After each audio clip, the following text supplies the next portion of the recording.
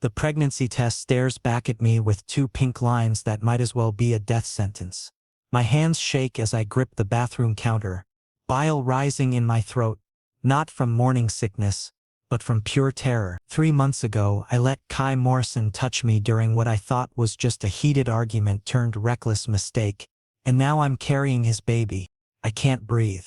The tiny bathroom feels like it's closing in on me, the fluorescent light buzzing overhead like an angry wasp. I stare at the test again, hoping somehow the lines will fade or disappear or prove themselves to be some cruel joke, but they remain stubbornly pink, stubbornly real, stubbornly there. My mind races back to that night. It was after the Brennan Industries presentation, the one where Kai had swooped in at the last minute with his brilliant insights that somehow made my 3 weeks of research look like amateur hour. I'd stayed late, furious and defeated, reorganizing my files for the 100th time when he'd found me in the conference room. "Still here, Collins?" he'd asked, that insufferable smirk playing at the corners of his mouth. "You know the deal's already closed, right? No amount of color coding is going to change that." I'd snapped, something about his casual arrogance, the way he leaned against the doorframe like he owned the entire building, the subtle scent of his alpha pheromones that made my omega instincts riot even as my conscious mind wanted to strangle him. It all became too much. I'd thrown my folder at him, papers scattering everywhere, and somehow we'd ended up pressed against the wall, his mouth on mine, his hands everywhere they shouldn't be. We never talked about it afterward. The next Monday, he acted like nothing had happened, and I was grateful for his indifference. Or at least, I thought I was. Now, staring at this test, I realize how naive I'd been to think one night of weakness wouldn't have consequences. I can't tell him, not when he's the golden boy alpha who spent the last 2 years making my life hell at Westfield Marketing. Every presentation I give, he finds a way to one-up me. Every client I land, he swoops in with a better pitch. The worst part, everyone loves him for it, while I'm just the difficult omega who takes things too personally. If he knew about this pregnancy, he'd probably think I did it on purpose to trap him, just like his father trapped his mother. I've heard the story whispered in break rooms and happy hour conversations, how Kai's father was a rising star at his firm until he got an omega colleague pregnant, how he had to marry her, give up his dreams of partnership, spend the rest of his career in middle management, while she played the perfect housewife. How bitter they both became, taking their resentment out on their son. Kai has always been vocal about never wanting to repeat his parents' mistakes. "Love is just biology playing tricks on you," he'd said once during a team dinner, his green eyes hard as glass. "Smart people don't fall for it." My phone buzzes with a text from my best friend Riley. "Coffee? You've been MIA for weeks." I stare at the message, knowing I can't keep avoiding everyone forever. Riley has known me since college. She'll sense something's wrong the moment she sees me, but I also can't sit alone in my apartment for another day, spiraling into panic about a future I never planned for. I type back, "Rain check? Feeling under the weather." Her response comes immediately. "You've been under the weather for 3 weeks. I'm bringing soup and wine. See you at 7. I groan and let my head fall forward onto the cool bathroom counter. My scent blockers are working overtime to hide the pregnancy hormones, but they won't last much longer. The medication is expensive, and I can only get so many refills before my doctor starts asking questions I'm not ready to answer. In a few weeks, every alpha in a 5-mile radius will know exactly what's happening to me. The thought makes my stomach lurch again. I splash cold water on my face and practice my normal expression in the mirror. The reflection looking back at me seems pale and hollow-eyed, but maybe I can pass it off as a late-night work session. "Everything's fine," I whisper to my reflection, even though my world is falling apart. "Everything's perfectly fine." The lie tastes bitter, but it's the only thing keeping me sane right now. I spend the weekend researching options I'm not sure I'm ready to consider. Adoption agencies, clinics, support groups for single omega parents. Each website feels like stepping into a different version of my future, and none of them feel real. By Sunday night, I've made exactly 0 decisions and consumed an alarming amount of ginger tea. Monday morning comes too soon. At work, I keep my head down and avoid the break room where Kai usually holds court with the other alphas. I take the stairs instead of the elevator, eat lunch at my desk, and leave through the parking garage instead of the main lobby. It's exhausting being constantly vigilant, but it's better than risking an encounter I'm not prepared for. My luck runs out during the monthly team meeting when our boss announces the new project assignments. I'm only half listening, distracted by the way the conference room smells like anxiety and coffee. When I hear my name, Ethan and Kai will be co-leading the Henderson account, she says, and my heart stops. The words echo in my ears like a bad joke. 3 months of working closely with the father of my unborn child, pretending everything is normal while my body betrays me more each day. I feel the blood drain from my face and pray no one notices. Kai catches my eye across the conference table and flashes that infuriating smirk that makes my omega instincts go haywire even now. Looking forward to working together, Collins, he says, his voice carrying that casual confidence that I've learned to associate with trouble. His gaze lingers on my face a beat too long, like he's cataloging every micro-expression. I force a tight smile even though I want to run. Likewise, Morrison. The words come out steadier than I feel, which I count as a small victory. Around us, the meeting continues, people discussing timelines and deliverables, but I can barely focus on anything beyond the sudden reality that my carefully constructed walls are about to come crashing down. After the meeting, I bolt for the bathroom and lock myself in a stall, breathing deeply through my nose. This is going to be the longest 3 months of my life. I press my palms against my still flat stomach and whisper, "I'm sorry, little one. Mama doesn't have any good answers yet." But as I sit there in the fluorescent lit silence, one thing becomes crystal clear. I can't keep running forever. Eventually, I'm gonna have to face Kai Morrison and everything that comes with him. I just hope I'm strong enough when that moment comes. "You're distracted," Kai says, leaning against my desk with that casual confidence that makes my skin crawl and my heart race at the same time. It's been exactly 1 week since our assignment was announced, and he's already making my life complicated in ways I didn't think possible. The Henderson presentation was sloppy. That's not like you. His sharp green eyes study my face like he's trying to solve a puzzle, and I resist the urge to fidget under his scrutiny. The morning sickness hit hard today, and I barely made it through the client call without embarrassing myself. Apparently, my attempts to cover were less successful than I hoped. Define sloppy, I say, not looking up from my computer screen where I'm frantically trying to salvage the notes I'd butchered during the meeting. My hands are still shaking slightly from the wave of nausea that had crashed over me when Henderson mentioned wanting to dive deep into the demographics breakdown. "You mixed up the Q3 and Q4 projections. Twice." Kai's voice is matter-of-fact, but there's something else underneath it, concern maybe. "That's new? And you kept losing your train of thought mid-sentence." Henderson noticed. Heat flushes through my cheeks. I pride myself on being professional, prepared, unshakable. The fact that my pregnancy symptoms are affecting my work performance makes me want to crawl under my desk and disappear. "I had a late night," I mutter. "I'll have the corrections ready within the hour." I've been working late every night this week, partly to avoid rush hour crowds, where my scent might give me away, and partly because being alone with my thoughts is better than facing Kai's probing questions. The office after hours is quiet, peaceful, no curious glances, no small talk about weekend plans I can't make, no risk of my scent blockers failing at an inconvenient moment. I'm fine. I snap when he doesn't move away like he usually would after one of our verbal sparring matches. "Maybe you should focus on your own work instead of micromanaging mine." Instead of taking the hint, he sits on the edge of my desk, close enough that his alpha scent wraps around me like a warm blanket. My omega instincts react immediately. My heart rate picks up, my breathing deepens, and there's a flutter low in my stomach that has nothing to do with morning sickness.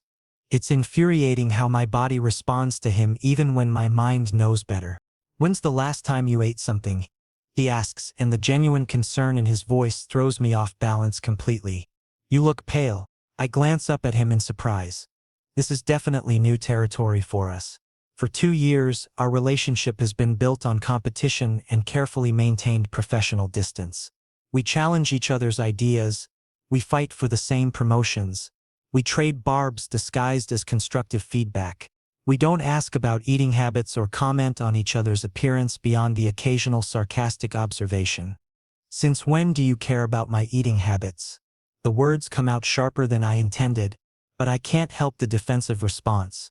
This is dangerous territory, especially when my pregnancy hormones are making me crave his attention in ways I can't afford to explore. He shrugs, but his eyes don't leave my face. Since you started looking like you might pass out during client meetings, bad for the company image. There it is, the casual dismissal that reminds me why this man is dangerous. He can shift from seeming concerned to coldly professional in the span of a sentence, leaving me wondering what's real and what's just strategy. I turn back to my computer, determined to ignore him until he gets bored and leaves. But instead of leaving, he reaches across my desk to grab a pen from my cup holder. His arm brushes against mine, and the contact sends electricity through my entire body. Every nerve ending lights up like a Christmas tree, and suddenly I'm right back in that conference room 3 months ago, pressed against the wall with his hands in my hair and his mouth on my throat. I jerk away so fast I knock over my coffee mug, sending lukewarm caffeine cascading across my desk and onto the floor. Shit, I mutter, jumping up to grab napkins from the break room, but Kai's already there, soaking up the spill with tissues from my desk drawer. Easy there, Collins, he says with a chuckle that's frustratingly attractive. It's just coffee. But when he looks up at me from where he's crouched beside my desk, something shifts in his expression. His nostrils flare slightly, so subtly I almost miss it, and his eyes go wide for just a fraction of a second before he schools his features back to neutral. I freeze, wondering if my scent blockers are failing, if he can smell the hormonal changes that I've been so desperately trying to hide. We stare at each other for a long moment, the air between us thick with tension I can't quite name. His gaze drops to my mouth, then lower, and I swear I see recognition flicker across his features. My heart pounds so hard I'm sure he can hear it. Ethan, Riley's voice cuts through the moment like a knife, and I practically leap away from Kai like he's on fire. Ready for lunch? She stands in my cubicle entrance, eyeing the scene with raised eyebrows that suggest she's picking up on way more than I'm comfortable with. Her nostrils twitch slightly, a tell I recognize from college when she was trying to figure out which of our dorm mates was hooking up with whom. Riley has always had an unusually keen sense of smell for a beta. Kai straightens up slowly, tossing the coffee-stained tissues into my trash can with deliberate casualness. His gaze never leaves my face, and there's something calculating in his expression that makes my stomach flip. Actually, I was just leaving, he says, backing toward the elevator. See you tomorrow, Collins. Try to get some rest. The way he says it sounds more like a warning than a suggestion, and I'm left wondering exactly what he thinks he knows. The elevator doors close behind him with a soft ding, but I can still feel the lingering heat of his presence. Okay, what the hell was that about? Riley demands the moment he's gone. The sexual tension in here is so thick I could cut it with a knife. There's no sexual tension. I lie, sinking back into my desk chair. That was just normal workplace interaction. Bullshit.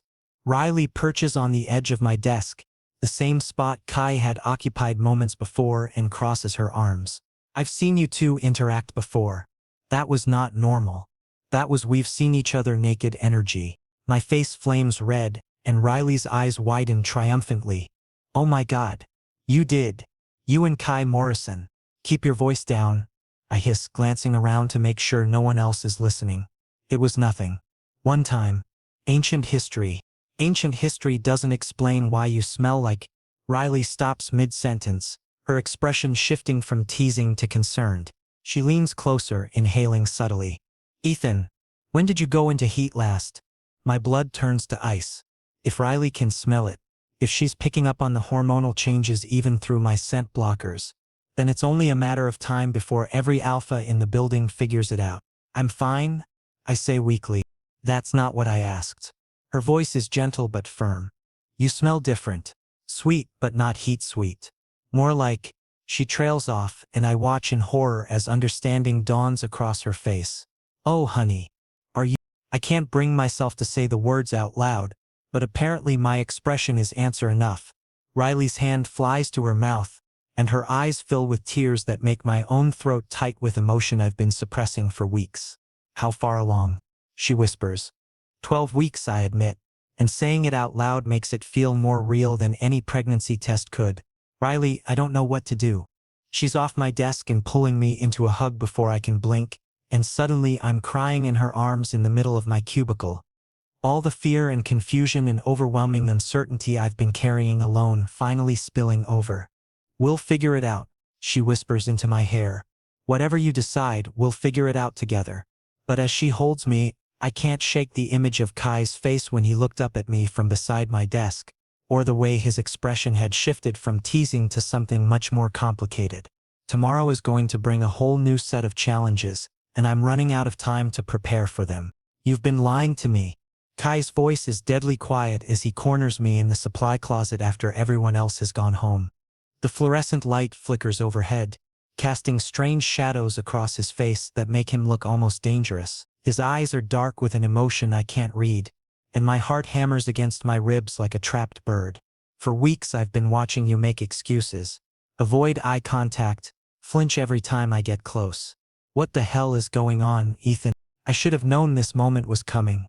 For the past 3 days since my breakdown with Riley, I've been even more careful around Kai.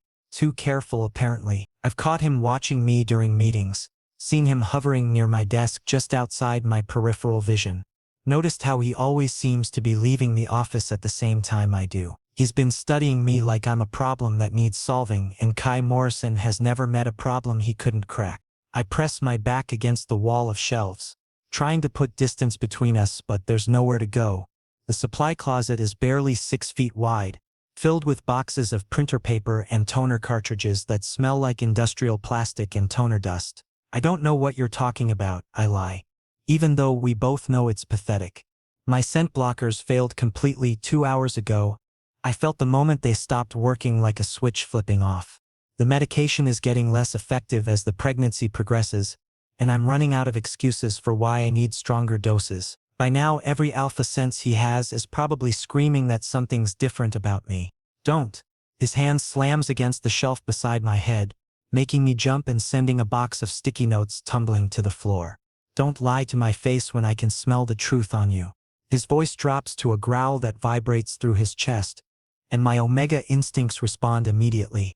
Every cell in my body wants to bare my throat, to submit, to let him take care of whatever's wrong. But I force myself to meet his gaze, channeling every ounce of stubborn determination I have left. "You're pregnant." The words hit the air between us like a physical blow. "And based on the timing and the way you've been acting around me, I'm guessing it's mine." The confirmation hits me like a freight train, even though I'd been expecting it. Hearing him say it out loud in that matter-of-fact tone that he uses for quarterly reports and client presentations makes it real in a way it hadn't been before. I can't hide my reaction fast enough. My face crumples, my breath hitches, and I see his eyes widen as he reads the confirmation written across every one of my features. Then his expression hardens into something cold and furious, and I realize that knowing the truth and accepting it are two very different things. "Were you ever going to tell me?" he demands, and there's real pain underneath the anger now. "Or were you just going to disappear one day and leave me wondering? Maybe transfer to another department, another city? Let me figure it out when you stopped showing up to work. It's not your problem." I snap, anger finally overriding my fear. The words come out harsh and defensive, exactly the wrong tone. But I can't help it. I've been dreading this conversation for weeks, playing it out in my head in dozens of different ways, and somehow it's going exactly as badly as I'd imagined. "I can handle this on my own. I don't need your pity or your guilty conscience making decisions for me." The words taste like ash in my mouth, but they're the only protection I have left against the way he's looking at me. Like I've betrayed him in the worst possible way. "Not my problem?" His laugh is bitter and sharp, nothing like the warm chuckle I'd heard yesterday when he was teasing me about my coffee order. "That's my child you're carrying, Ethan. That makes it very much my problem." He steps closer, close enough that I can feel the heat radiating from his body, close enough that his scent wraps around me like a living thing. This close I can see the flecks of gold in his green eyes, can count the individual lines of tension around his mouth. This close I remember exactly why one heated argument had turned into hands and mouths in desperation against a conference room wall. "Did you think I wouldn't care?" he continues, his voice rough with emotion. "I didn't know he was capable of. That I'd just walk away and pretend nothing happened? What kind of man do you think I am?" "Yes." I whisper. And the honesty of it seems to hit him harder than any insult I could have thrown. That's exactly what I thought you'd do. Because that's who you are, Kai. You take what you want and move on without looking back. I think about every conversation I've overheard, every casual comment about keeping things simple, avoiding complications. I think about the stories about his parents, the way his jaw tightens whenever anyone mentions marriage or commitment or family. I think about how easily he'd dismissed that night between us, how quickly he'd gone back to treating me like a rival instead of someone he'd been inside of. You made it clear that night didn't mean anything to you. I continue, my voice gaining strength as the words pour out of me. You went right back to undermining my work, stealing my clients, making my life difficult. You never even acknowledged it happened, so forgive me if I didn't think you'd suddenly develop a conscience about the consequences. For a moment, hurt flashes across his features so clearly that I almost take the words back. His face goes through a series of micro-expressions: surprise, pain, something that might be regret before settling into careful blankness. You think that night didn't mean anything to me? He asks quietly, and there's something fragile in his voice that I've never heard before. I don't know how to answer that.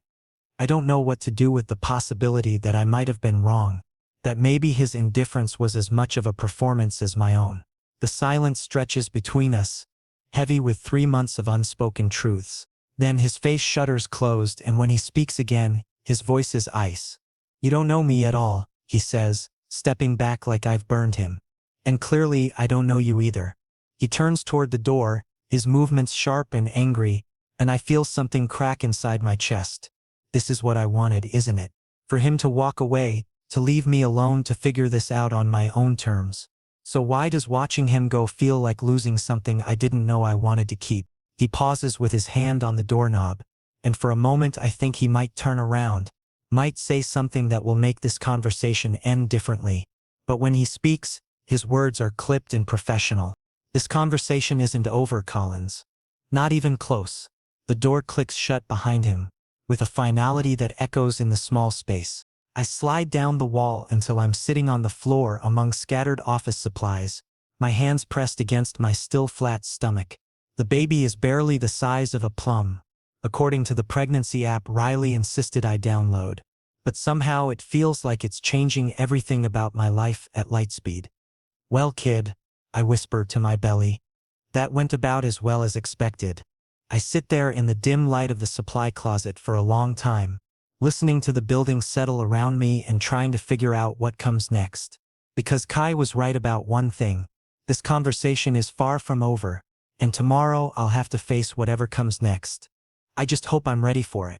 There's been a water leak in my apartment building, Kai announces, dropping a duffel bag in my living room like he owns the place. I'm standing frozen in my kitchen doorway, a mug of chamomile tea halfway to my lips, watching this man who turned my world upside down make himself at home in my sanctuary. I need somewhere to stay for a few days while they fix the pipes. His tone is matter-of-fact, businesslike, but there's something in his eyes that tells me this isn't as casual as he's pretending. There's a tension in his shoulders, a careful way he's not quite meeting my gaze that screams calculated move rather than emergency accommodation request. I stare at him, still in my oversized pajamas and feeling particularly vulnerable at 7 months pregnant. My belly has finally popped in the last few weeks, impossible to hide even under the loosest clothes. Standing here in my sleepwear, there's no hiding the round curve of my stomach, no pretending this isn't happening. And you thought my couch was your best option? I ask, crossing my arms over my rounded belly in a futile attempt at protection. What about one of your alpha friends? I'm sure Marcus or Dylan would love to help you out. None of them live this close to the office, he says, already making himself comfortable on my sofa like we've done this 100 times before. He surveys my living space with those sharp green eyes, taking in the pregnancy books stacked on my coffee table, the prenatal vitamins next to my keys, the subtle changes that have transformed my bachelor pad into something softer.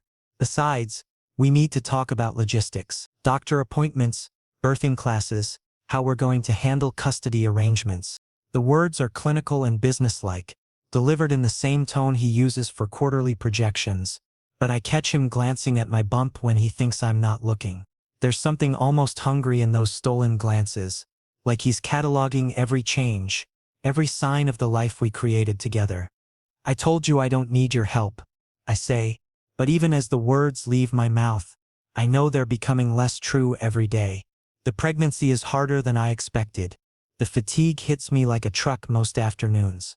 My back aches constantly, and my savings are disappearing faster than I'd planned between doctor visits and maternity clothes, and preparing for a baby I'm still not sure how to handle alone.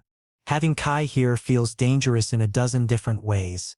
My apartment is small, intimate, there's nowhere to hide, nowhere to retreat when his presence becomes overwhelming. But I'm also 7 months pregnant, exhausted, and despite everything between us, there's a part of me that's desperately lonely. Riley tries, but she has her own life, her own relationship drama. The idea of not being completely alone, even if it's with the one person who complicates everything, is more tempting than I want to admit. He pulls out his laptop and starts setting up a workspace on my coffee table like this is completely normal, like he hasn't just invaded my personal space without invitation. Too bad, he says without looking up, his fingers already flying across the keyboard. You're getting it anyway. There's something different about him since our fight in the supply closet 3 weeks ago. The sharp edges that used to define every interaction between us have softened somehow, replaced by a quiet determination that's somehow more unsettling than his usual aggressive confidence. He's not pushing exactly, but he's not backing down either. He's just present. Persistently, unavoidably present. This is temporary. I say more to convince myself than him. A few days, and then you find somewhere else.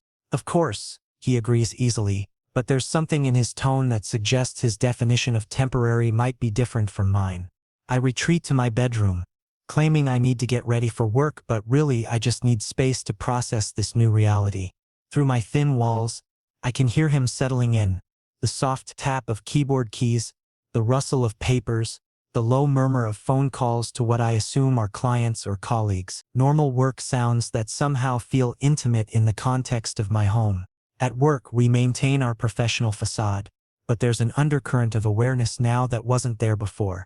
He knows where I keep my spare key now, knows that I have terrible morning sickness that lasts all day, knows that I cry during insurance commercials because my hormones are completely out of control. The boundaries between our work relationship and whatever this personal situation is becoming are blurring in ways that make me nervous.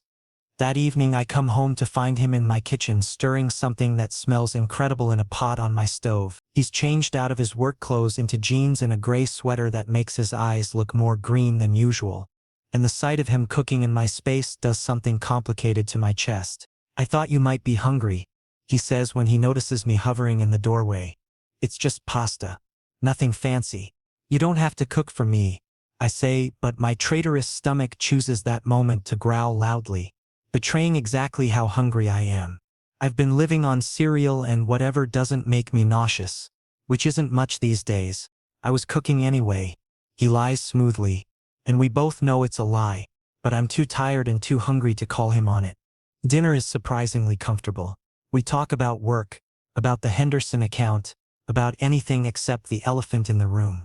He tells me about his college roommate who just got engaged, and I tell him about Riley's disastrous attempt at online dating. Normal conversation, the kind we've never had before, and I'm surprised by how easy it is. That night, I wake up to the sound of him pacing in my living room.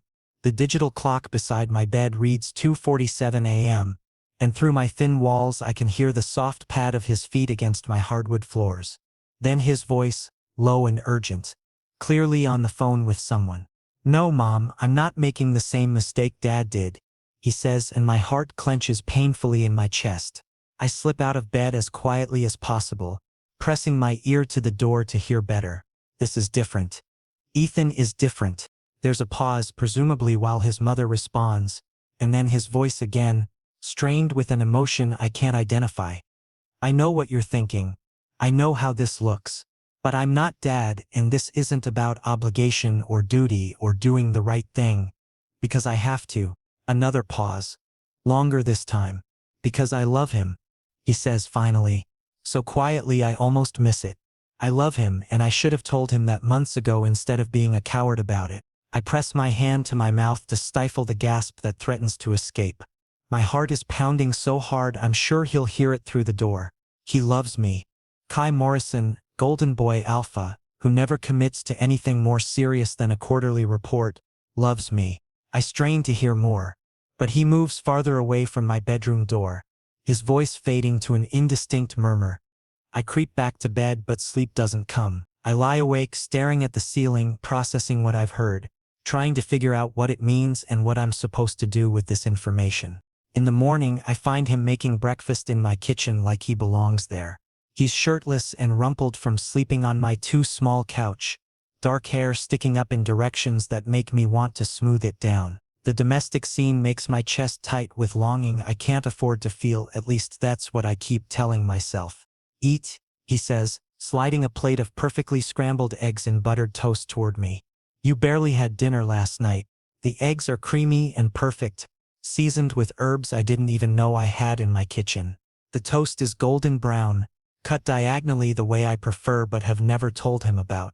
It's a small thing, but it speaks to a level of attention that catches me off guard. Since when do you pay attention to what I eat?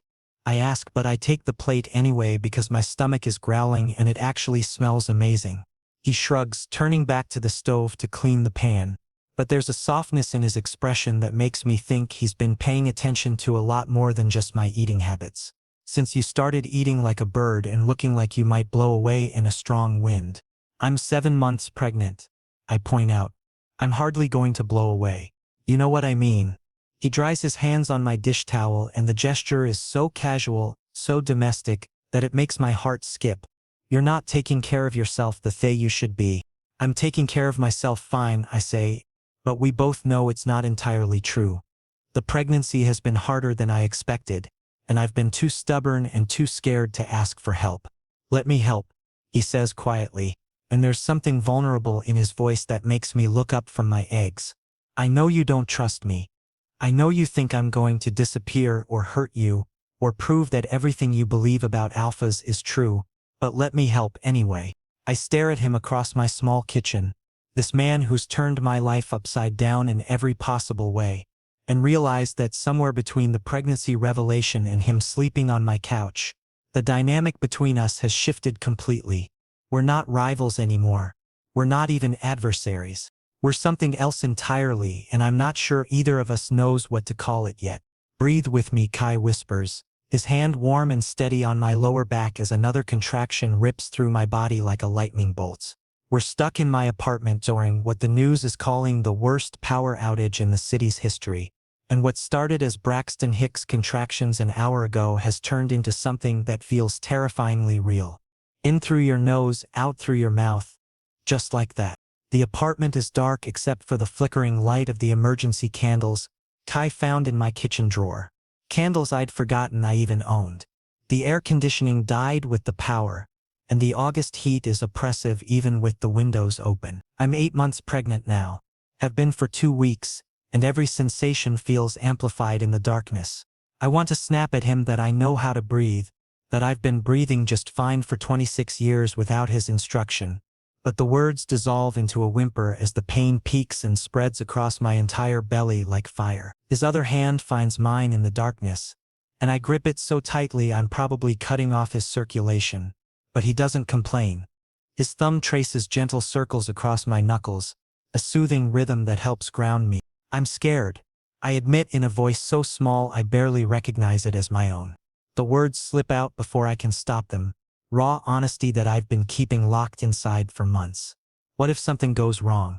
What if the baby comes now and we can't get to the hospital? What if— Hey, his voice is gentle but firm, cutting through my spiral of panic. Look at me. I turn my head toward him, and even in the dim candlelight I can see the concern etched across his features. There's something raw in his eyes that makes me realize he's just as terrified as I am. But he's trying to be strong for both of us. I know, he says, and his voice catches slightly. I'm scared too, but we're going to get through this together. Okay? I'm not going anywhere. The promise in his words hits me harder than any contraction could, and I feel tears prick at my eyes. We've been living in this strange domestic limbo for 3 weeks now. Ever since his supposed water leak brought him to my doorstep. His few days has stretched into something longer. and neither of us has mentioned him finding alternative accommodation. He's integrated into my routine so seamlessly that I sometimes forget he doesn't actually live here. He makes coffee in the morning, asks about my doctor appointments, folds my laundry without being asked. It's comfortable and terrifying and nothing like the relationship I thought we'd have. When the next wave hits, stronger than the last, I bury my face against his shoulder and breathe in his scent. Warm and familiar and somehow exactly what I need right now. He smells like the expensive cologne he wears to work. But underneath that is something uniquely him. Something that makes my omega instincts purr with contentment even through the pain. "I'm sorry," I whisper against his neck, the words muffled by his soft cotton t-shirt.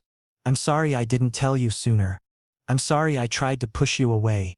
I'm sorry I made you feel like you didn't matter." "Shh," he murmurs, his lips brushing against my hair in a gesture that's probably meant to be comforting but sends shivers down my spine.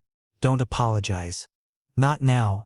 We'll figure everything out later, but right now I just need you to focus on staying safe." His arms tighten around me, one hand rubbing soothing circles on my back while the other cradles my head against his shoulder.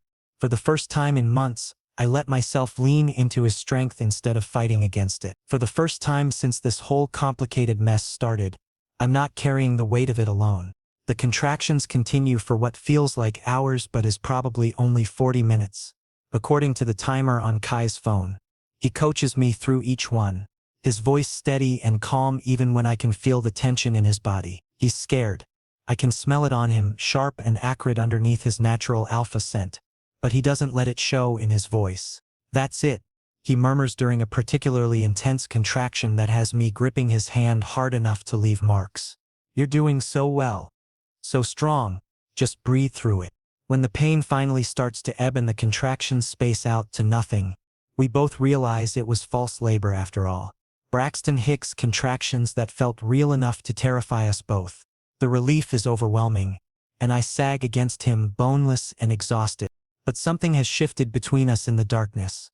Some wall that's been crumbling since he moved in has finally fallen completely. The fear, the vulnerability, the way he held me through it. It's changed something fundamental between us. "Ethan," he says softly, and when I look up at him, there's something in his eyes I've never seen before. The candlelight flickers across his face, casting shadows that make him look younger, more uncertain. "I need to tell you something." "What?" I whisper, afraid to break the spell of this moment where everything feels possible and terrifying at the same time. His hand cups my face gently, his thumb tracing along my cheekbone like I'm something precious, something worth cherishing. "I need you to know that this isn't just about the baby," he says, each word careful and deliberate. "What I feel for you, it's not obligation or guilt or some alpha instinct to protect my omega. It's more than that.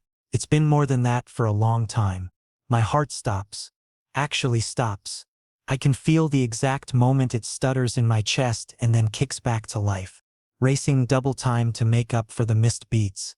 "I was attracted to you from the first day you walked into that office," he continues, his voice gaining strength as the words pour out of him. "You were wearing that navy blue suit that made your eyes look like storm clouds, and you challenged Marcus in the middle of his presentation about market demographics. You were fearless and brilliant and completely unimpressed by alpha posturing, and I was gone." I stare at him, speechless. This version of our history doesn't match anything I remember. In my memory, our first meeting was adversarial, him dismissing my ideas, me fighting to prove myself worthy of respect. But you were so guarded, so determined to prove you didn't need anyone. And I'm an idiot who thought the way to get your attention was to challenge you, to push back, to make you fight for everything. I thought if I could make you see me as an equal, as competition worth beating, then maybe eventually you'd see me as something more. "You made my life hell," I whisper, "but there's no anger in it anymore. You undermined my projects, stole my clients." "I never stole anything," he says firmly. "I competed with you because you made me better at my job.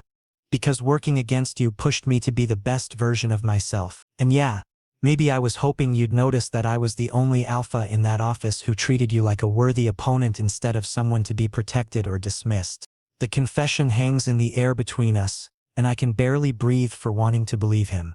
All this time I thought his attention was malicious, competitive in the worst way, But what if it was something else entirely? What if it was his awkward alpha way of trying to court me? That night in the conference room, I say, my voice barely above a whisper. Did you plan that? God, no. He laughs, but there's no humor in it. I was furious with myself for weeks after that happened. You were upset, vulnerable, and I took advantage of that.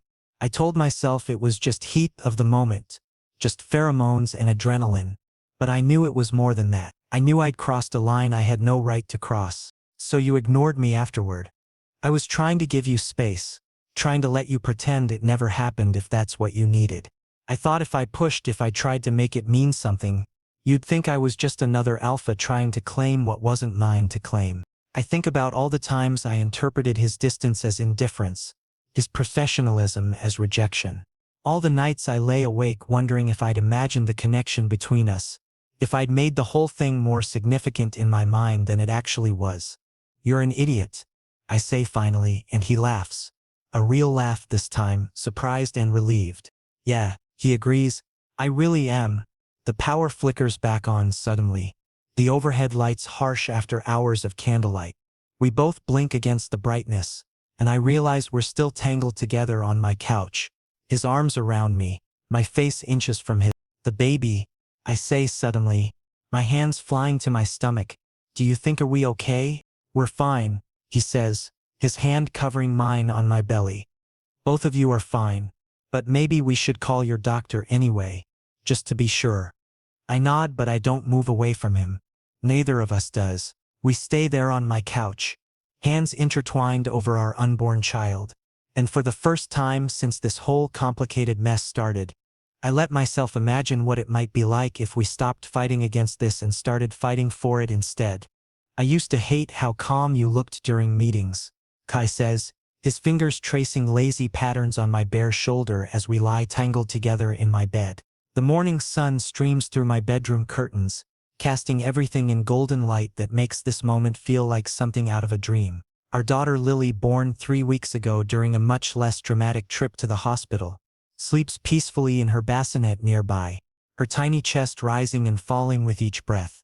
It drove me crazy that nothing seemed to rattle you, he continues, his voice still rough with sleep. You'd sit there with that perfect poker face while everyone else was scrambling, and I wanted to know what it would take to crack that composure. I laugh softly, careful not to wake the baby. Sleep is precious and rare these days, and I've learned not to take it for granted. I was never calm. I was terrified every single day that you'd figure out how much you affected me. The admission feels safe now, here in the aftermath of everything we've been through. Every time you challenged me or pushed back on my ideas, it made me want to prove myself to you even more. It's been 6 weeks since that night during the power outage when everything changed between us. 6 weeks of tentative conversations, careful touches, and slowly rebuilding trust that neither of us realized we'd broken. The birth brought its own challenges. 36 hours of labor that had Kai pacing the hospital corridors like a caged animal, demanding updates from every nurse who passed by. When Lily finally arrived, perfect and healthy and impossibly small, he cried harder than I did. We're idiots, he murmurs against my neck, pressing a gentle kiss to the sensitive spot that makes me shiver. All that time we spent fighting when we could have been doing this instead. His hand slides down to rest on my still soft belly, a gesture that's become natural and possessive in the best possible way. My body is different now, softer, marked by stretch marks and the physical reality of bringing a life into the world. But the way Kai touches me makes me feel beautiful anyway. Would we have figured it out without her? I ask, nodding toward our daughter. The question has been nagging at me since she was born. The wondering about alternate timelines and different choices. Or would we have just kept dancing around each other forever? It's a fair question. For 2 years we circled each other like planets in opposing orbits. Too close to ignore, too stubborn to acknowledge what was happening. If I hadn't gotten pregnant, if we hadn't been forced to confront the reality of our connection, would we still be playing our elaborate game of professional rivalry? I like to think we would have, he says, but there's honesty in his voice when he adds, but maybe we needed something bigger than ourselves to force us to stop being scared. He shifts to look at me directly, propping himself up on one elbow so he can meet my eyes. His green gaze is serious, intense in the way that used to make me nervous during presentations, but now makes my heart skip for entirely different reasons. I love you, Ethan, he says, and even though he said it dozens of times over the past few weeks, it still sends a thrill through me.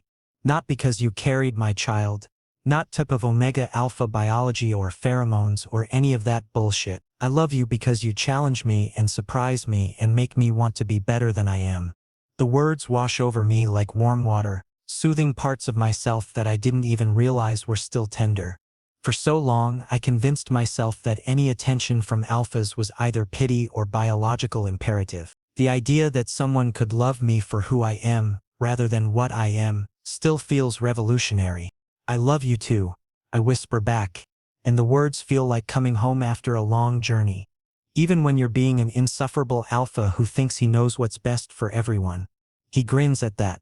The smile I've been falling for without realizing it for 2 years. It's the same smile he used to flash after winning a client or closing a deal. But now it's just for me, intimate and private and completely genuine. Our daughter stirs in her bassinet, making the soft mewling sounds that mean she's about to wake up hungry.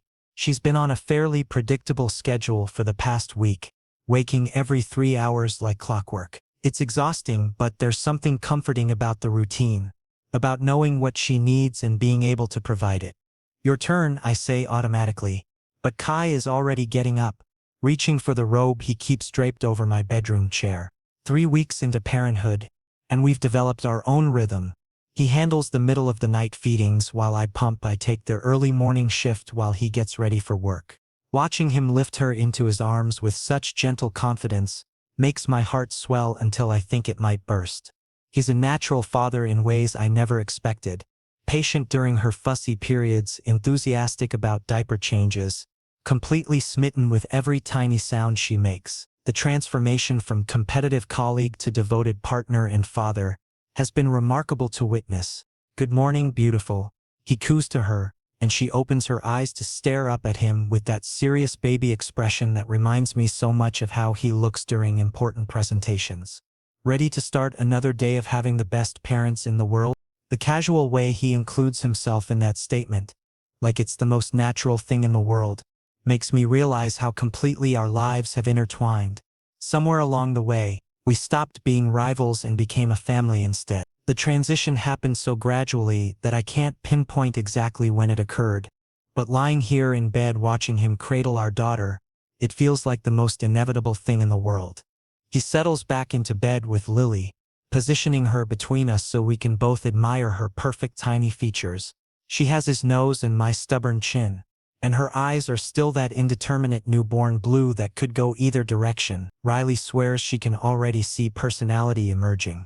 Determination in the way she latches during feeding, curiosity in how she tracks movement with her eyes. I have something for you, Kai says suddenly, reaching toward his nightstand drawer. I was going to wait until tonight, make it more romantic, but he pulls out a small velvet box that does my breath catch in my throat. Kai, I whisper, my heart starting to race. Before you panic, he says quickly, this isn't about doing the right thing or making an honest omega out of you or any of that traditional alpha bullshit. This is about the fact that I want to spend the rest of my life waking up next to you and arguing about whose turn it is to change diapers and competing over who can make Lily laugh first. He opens the box to reveal a simple but beautiful ring, not the massive diamond I might have expected from someone with his salary, but something delicate and elegant that's perfectly suited to my taste.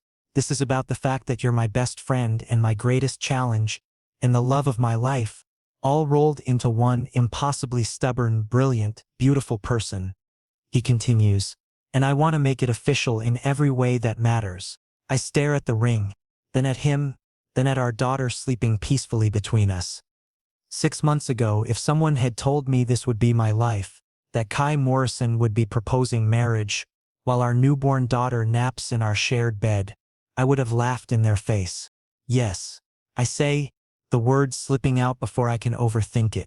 Yes, you insufferable alpha. I'll marry you.